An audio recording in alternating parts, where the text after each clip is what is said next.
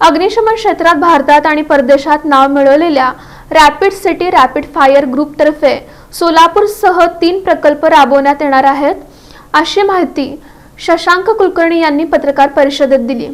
Rapid x brand मार्फत देशातील काही महत्त्वाच्या प्रकल्पांसाठी अग्निशामक यंत्रणेची उभारणी आणि देखभाल करण्याचं काम केलं जातं।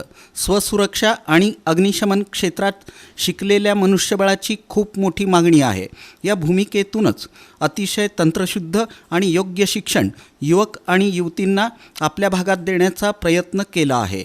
सरकारमान्य असे रक्षा आणि अग्निसुरक्षा क्षेत्रातील आवश्यक असणारे अभ्यासक्रम सोलापुरातच अतिशय माफक किंवा गरजवंतांना मोफत शिक्षणाची सोय शिकत असतानाच प्रत्यक्ष कामावर अनुभव मिळवून देणारं महाविद्यालय सोलापुरात स्थापन करण्यात येत आहे। विविध संस्थांना आणि त्यांच्या ग्राहकांना अग्निशमन यंत्रणा उपलब्ध करून देण्याची सोय रॅपिड सिटी ग्रुपतर्फे करण्यात येत आहे।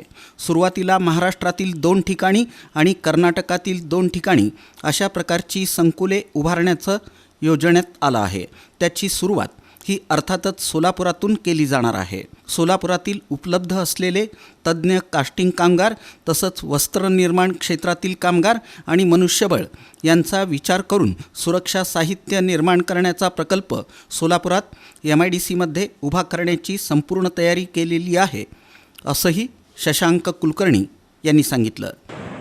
की आपल्याकडे मॅनपॉवर म्हणजे फायर सेफ्टी आणि सुरक्षा क्षेत्रात काम करणाऱ्या लोकांची मॅनपॉवर कमी आहे आणि आपल्याकडे इथं आपण बघतो सोलापुरात आम्ही लोक घेऊन जातो, त्यांना शिकवतो पण तशा पद्धतीचं एक आपल्याकडं सोलापुरातच त्या स्किल डेव्हलपमेंटचा फायर आणि सेफ्टीमधला स्किल डेव्हलपमेंटचा एक आपल्याला कॉलेज आपण सुरू करण्याची इच्छा आहे, ज्यामध्ये MSBT आणि केंद्र सरकारचे पण काही नियम आहेत आणि त्यांचा एक कोर्स आहे तो पण आपण देतो आणि लोकांना जसं आपल्या एअरपोर्टला काही विशिष्ट काही सर्व्हिसेस लागतात तर ते स्पेशलाइज सर्व्हिसेस आपण तशा पद्धतीचं ती पद्धतीची लोक तयार करून आपण त्या ठिकाणी एम्प्लॉय करायचा प्रयत्न करू।